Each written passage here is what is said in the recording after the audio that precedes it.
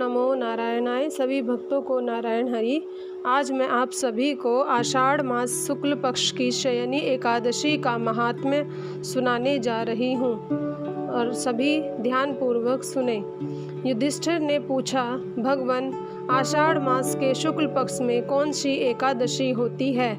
उसका नाम और विधि क्या है, यह बतलाने की कृपा करें। भगवान श्री कृष्ण बोले, राजन, आषाढ़ शुक्ल पक्ष की एकादशी का नाम शयनी है।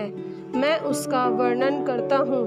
वह महान पुण्यमयी, स्वर्ग एवं मोक्ष प्रदान करने वाली, सब पापों को हरने वाली तथा उत्तम व्रत है। आषाढ़ शुक्ल पक्ष में शयनी एकादशी के दिन जिन्होंने कमल पुष्प से कमल लोचन भगवान विष्णु का पूजन तथा एकादशी का उत्तम व्रत किया है, उन्होंने तीनों लोकों और तीनों सनातन देवताओं का पूजन कर लिया।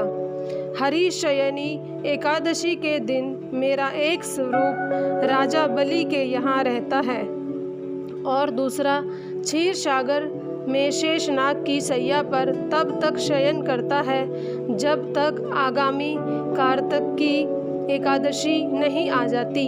अतः आषाढ़ शुक्ला एकादशी से लेकर कार्तिक शुक्ला एकादशी तक मनुष्य को भली भांति धर्म का आचरण करना चाहिए। जो मनुष्य इस व्रत का अनुष्ठान करता है वह परम गति को प्राप्त होता है।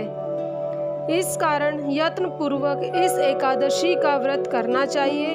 एकादशी की रात में जागरण करके शंख, चक्र और गदा धारण करने वाले भगवान विष्णु की भक्ति पूर्वक पूजा करनी चाहिए। ऐसा करने वाले पुरुष के पुण्य की गणना करने में चतुर्मुख ब्रह्मा जी भी असमर्थ हैं। राजन, जो इस प्रकार भोग और मोक्ष प्रदान करने वाले सर्व पापहारी एकादशी के उत्तम व्रत का पालन करता है, वह जाति का चांडाल होने पर भी संसार में सदा मेरा प्रिय रहने वाला है। जो मनुष्य दीपदान, प्लाश के पत्ते पर भोजन और व्रत करते हुए चौमासा व्यतीत करते हैं, वे मेरे प्रिय हैं। चौमासे में भगवान विष्णु सोए रहते हैं, इसलिए मनुष्य को भूमि पर शयन करना चाहिए। सावन में साग, भादों में दही, क्वार में दूध और कार्तिक में दाल का त्याग कर देना चाहिए।